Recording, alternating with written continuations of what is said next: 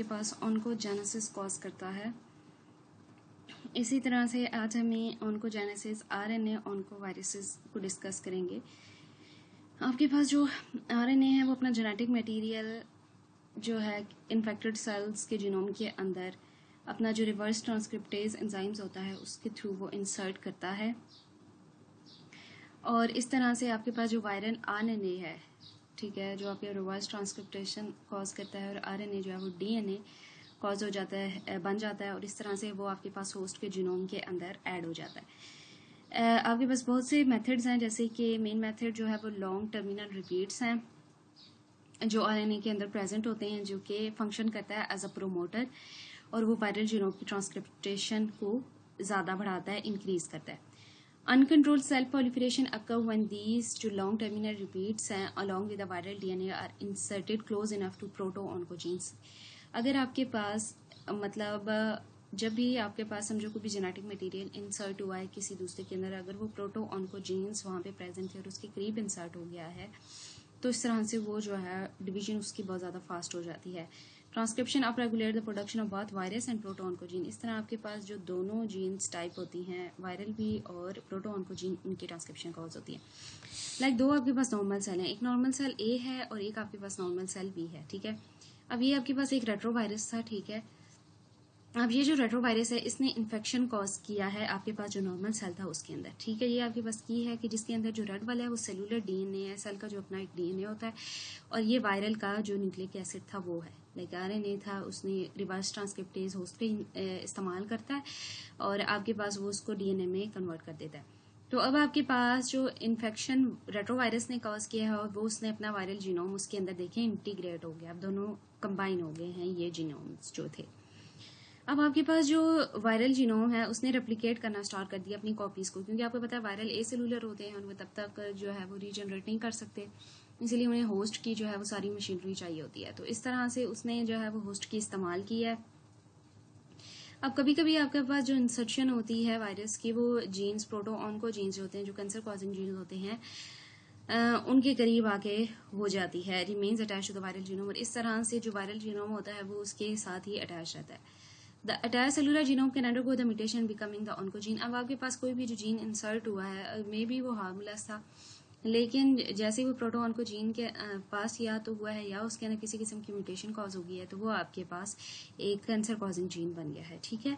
तो आपके पास इन्फेक्शन हुआ है नॉर्मल सेल्स का by virus containing N oncogene. कोई एक ऐसा वायरस था जिसके अंदर कैंसर कॉजिंग जीन प्रेजेंट था, तो आपके पास उस सेल के अंदर जो है वो एक आपके पास जो नया सेल बना है उसमें भी अब कैंसर कॉजिंग जीन प्रेजेंट है। एक अगर आपके पास नॉर्मल सेल है तो उसमें अगर आपने म्यूटेशन को इंड्यूस कराया, खुद से स्पॉन्टेनियस को म्यूटेशन को इंड्यूस कराया है ऐसे जीन्स के अंदर that have the ability to cause the cancer, तो इस तरह से दो तरीके से ये आपके पास इन्फेक्शन कॉज करता है। आरएनए वायरसेस आपके पास HCV है जो आपके पास ब्रेटोसेलुलर जो होता है उसके अंदर आपके फ्लेवरी वैरायटी है, और पॉजिटिव सेंस आरएनए इसके पास है ब्लड और ब्लड प्रोडक्ट्स सिमिलर जो होता है आपके पास HBV की ट्रांसमिशन के, ये आपके पास हेपेटोसेलुलर कार्सिनोमा कॉज करता है।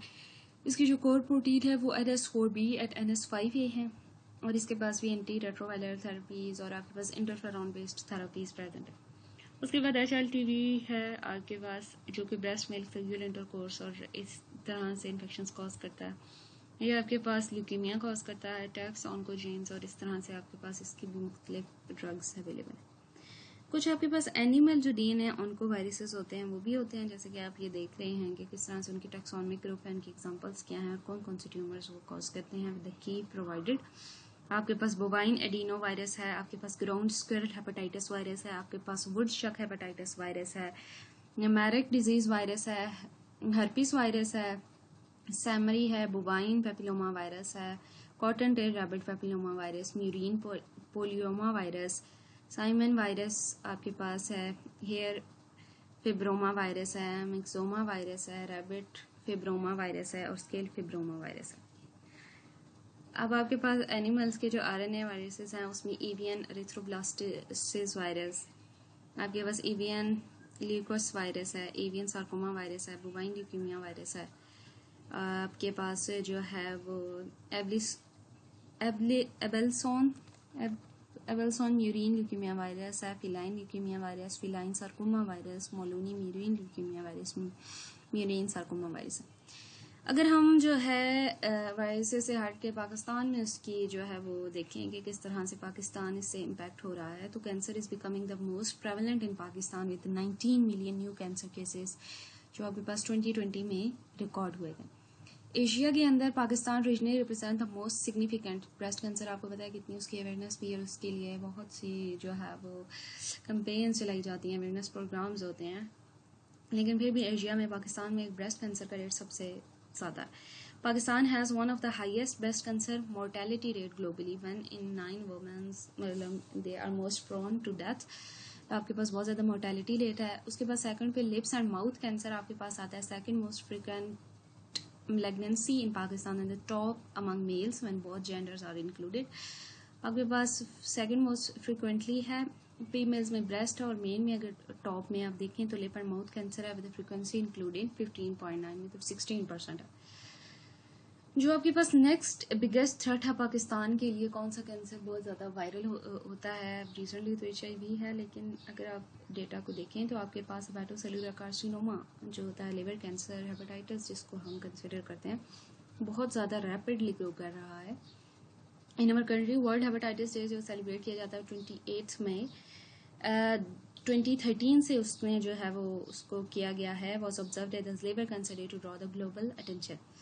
आपके पास हेपेटोसेलुलर कार्सिनोमा का जो बर्डन है कॉज बाय ड्यूरिंग वायरसेस वो बहुत ज़्यादा बढ़ रहा है। Specially Pakistan is also recognised as one of the countries of the world where hepatitis C virus is an endemic.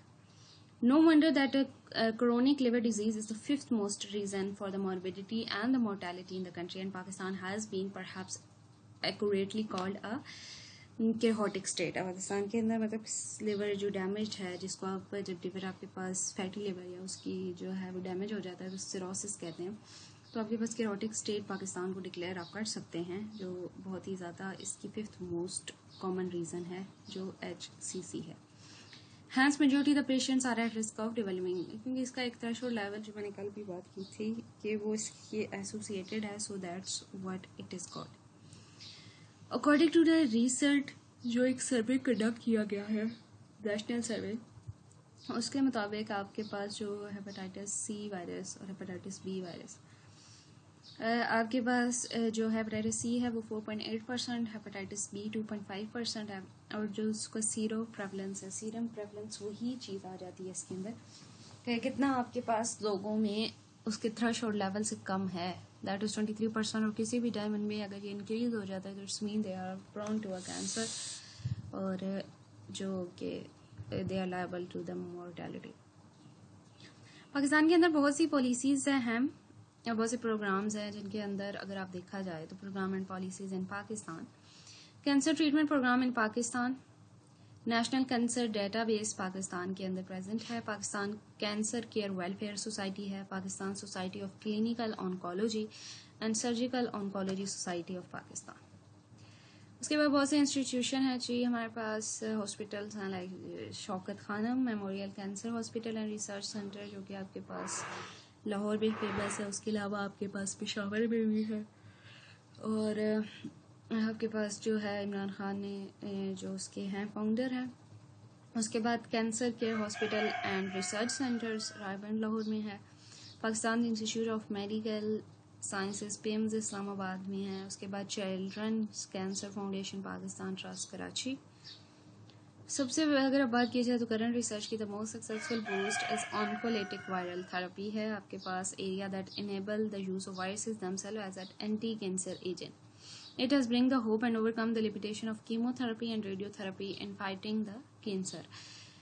The approval of oncolytic viruses by the जो आपके पास FDA है, and the China's SFDA is a big step toward their clinical application. 3 oncolytic virus immune therapy approved by FDA for treatment of cancer is T-VEC, Oncorine and Rigver. So if we conclude इस topic को करें तो recombinant DNA technology to boost our therapy area is the main target of our recent research. The reduced cost and enhanced accuracy of sequencing technology will provide us with opportunities to the cancer research to discover the new cancer causing viruses. सो जी यही था हमारा आज का topic. That's all. Thank you so much. और please like share and subscribe to the video.